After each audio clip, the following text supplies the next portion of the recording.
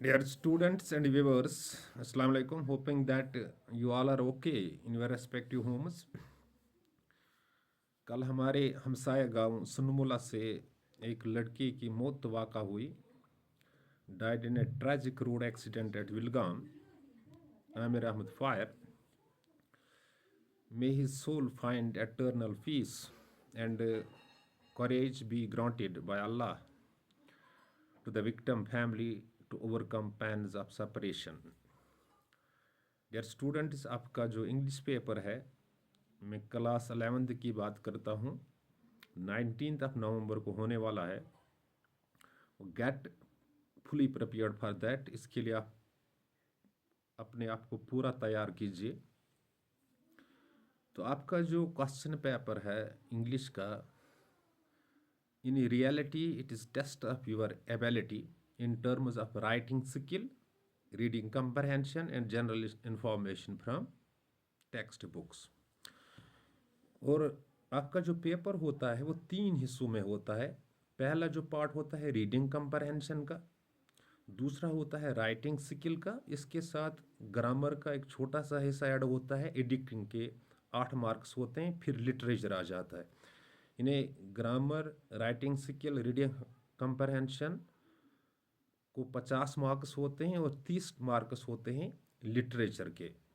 और लिटरेचर में आपके 2 टेक्स्ट बुक्स है, एक सप्लीमेंट्री स्नैपशॉट्स है और एक मैन बुक है हॉर्नबिल.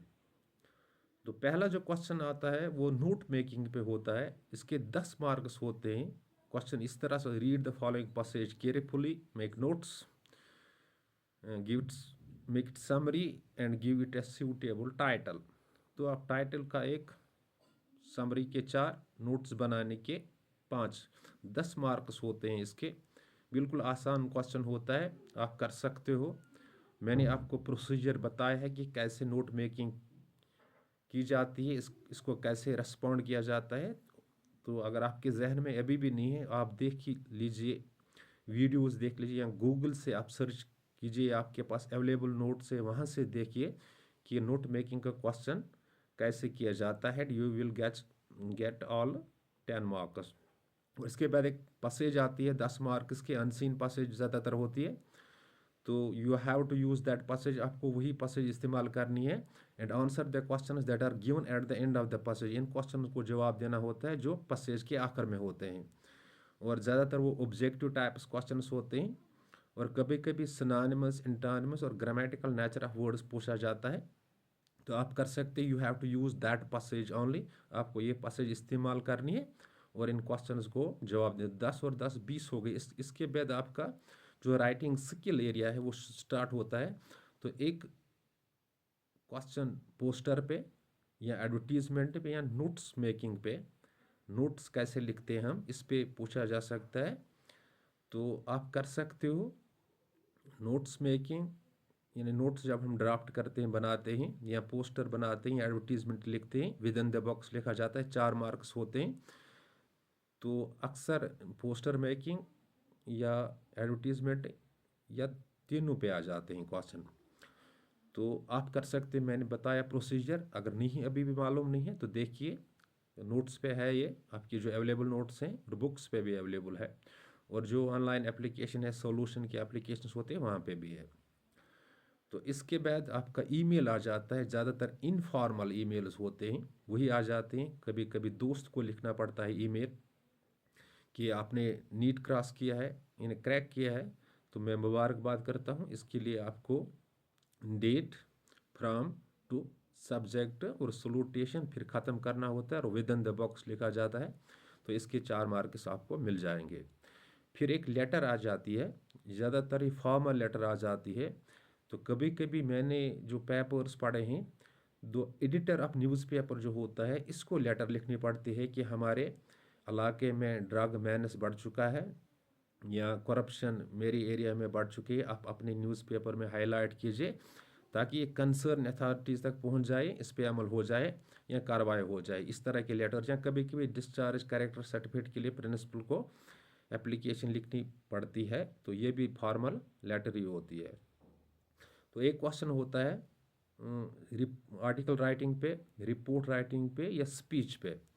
तो इसमें चांसेस हैं ड्रग एब्यूज़ जो होता इसमें आ सकते हैं, ड्रग एडिक्शन जो से कहते हैं, इस पे आ सकता है, आर्टिफिशियल इंटेलिजेंस पे आ सकता है, या आईपीएल पे भी आ सकता है, या करप्शन एंड जेंड के इस पे आ सकता है, या मोबाइल फ़ोन एडिक्शन जो ज़्यादा स्टूडेंट्स में हुई है इस पे आ सकते हो। तो ये प्रिपेयर कीजिए आप।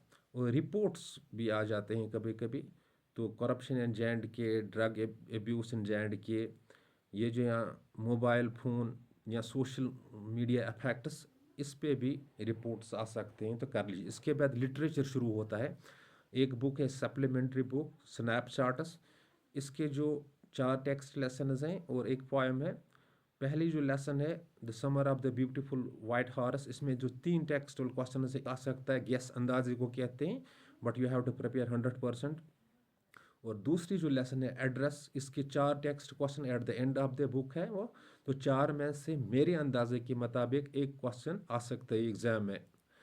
तो इसके बाद मदर्स डे है, ड्रामा है, इसमें करेक्टर पूछा जाता है मिसर्स पियर्सन का या मिसर्स फिट्जजेराल्ड है, या थीम ऑफ द ड्रामा पूछा जाता है। और कभी कभी इस ये क्वेश्चन भी पूछा जाता है कि is drama a good medium for conveying A social message, ये वहाँ पे क्वेश्चन है, ये आ सकता है। तो इसके बाद बर्थ चैप्टर है आपका। तो बर्थ चैप्टर का जो पहला क्वेश्चन है, जो डॉक्टर वहाँ पे शाउट करता है I have done something great, ये क्वेश्चन आ सकता है। और जो वहाँ पे टेक्स्ट बुक मेडिसिन है और प्रिस्क्राइब्ड मेडिसिन है, इसमें जो फ़र्क है, ये क्वेश्चन भी आ सकता है। इसके बाद टेल ऑफ मिलान सिटी है, ये पोएम है, वहाँ से भी एक एक्सट्रैक्ट लिया जा सकता है, एक छोटी सी पैसेज ली जाती है और 4 मार्क्स की होती, तो इसमें चांसेस हैं आने के। और एक क्वेश्चन है what is irony and humour in the poem, और इसके 2-4 क्वेश्चन हैं टेक्सचुअल क्वेश्चन, इसमें से एक पूछा जाएगा। इसके बाद हारन बिल बुक है, इसमें पोर्ट्रेट ऑफ लैडी, पहला इसके जो टेक्सचुअल क्वेश्चन है एक ज़रूर पूछा जाता है।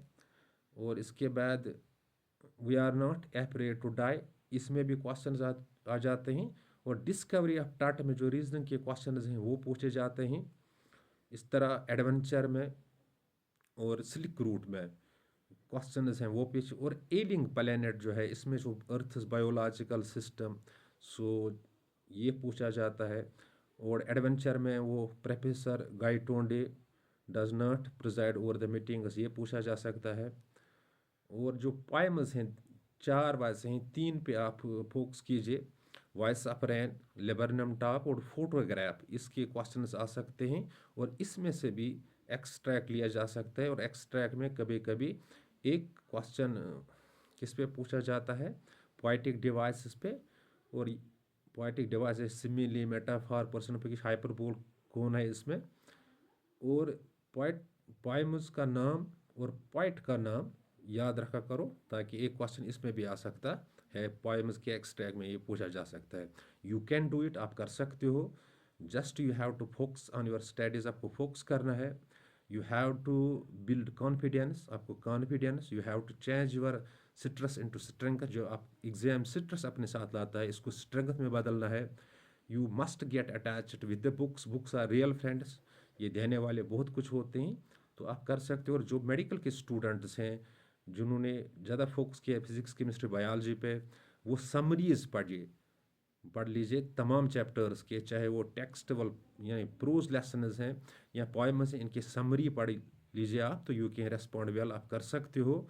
You have to get only 26 out of 80 and there is already 15% concession being given to you, तो 15% कंसेशन, इसका भी फ़ायदा लीजिए and you can do the wonders with in no time. Thanks, be balanced.